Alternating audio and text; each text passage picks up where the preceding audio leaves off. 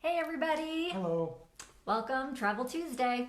We've been doing this We're for back. a number of weeks now, really using this as accountability to prepare for our shift to a geographically fluid lifestyle, right? Travels. Yes, traveling. So we've been covering a good number of topics each week, somewhat inspired by the project that we're working on. And this past week, actually, the project was movement, exercise. What are we yes, going to do if we are someplace international that we really want to be in, but we don't have access to a gym? Now, we weren't always people that went to a gym. No, we weren't. No, I didn't start going to the gym until I was turning 50 and this close to hitting 200 pounds. Whoa. My maximum allowable weight was 200. So yeah, I started going at 50, and I think we went almost every day for like practically close to 5 days a week on average, maybe, when we were home. Well, what we discovered really was that when we chose some days to go to the gym, it didn't work out. But when we just chose every day, we just go every day, it worked out really well. Yeah. So, I mean, you have different reasons why you like to go to the gym, and I have reasons why. Why is it that you like to go to the gym? What was it that inspired you to start actively going to the gym at the age of 50, at your maximum allowable weight? Yes. You'd say, "Oh, I can't have this cake because my ma won't let me." My mom. What was that book I read? It was the book Oh! kicked off. Younger next year. I read a book called. We went on a camp. Our in-laws rented a camp, and somebody brought along a book. Well, they had the book, or the book was at the camp. Younger Next Year was the title. That kind of that was a new thought for me. That a year from now I could be younger and healthier instead of just continuing to get older and whatever. So that book kind of kicked up. I actually proclaimed to everybody in the cabin that next year, the next following year, I would be younger.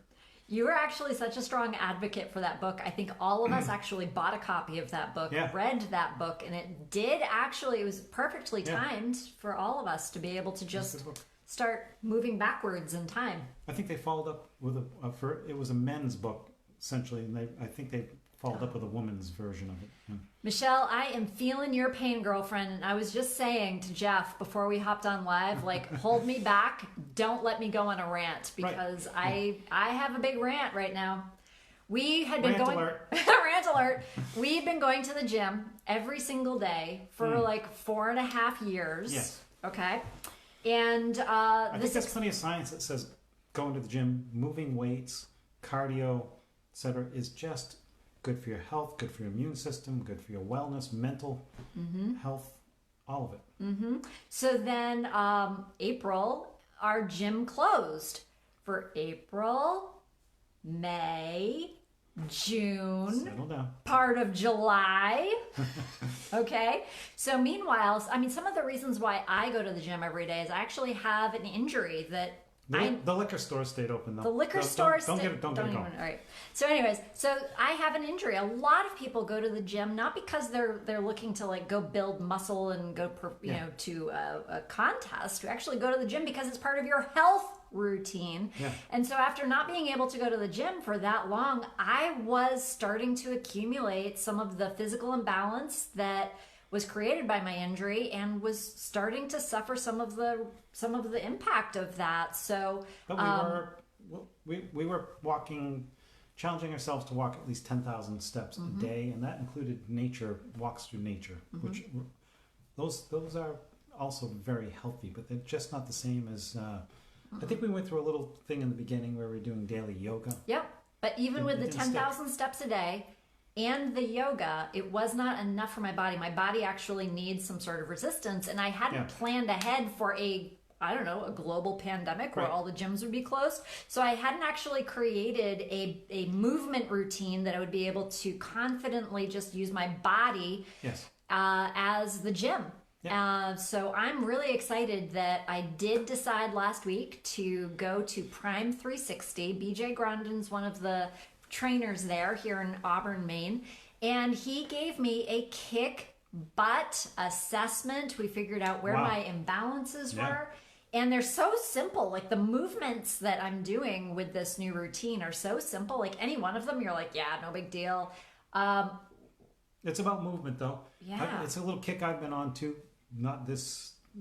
Kim's going for a deeper dive, but I've been into the balance, cross-hemispheric training, balance, movement type of thing for a while for the aging brain. Because that's really one of the primary reasons you like to go to the gym is because of the aging brain and anti-aging qualities. Neurogenesis, I mean, moving weights and balance exercises, cross-hemispheric exercises, you can actually, it forces the small muscles to, when you get old, a lot of people... They're actually called intricate muscles. Intricate muscles.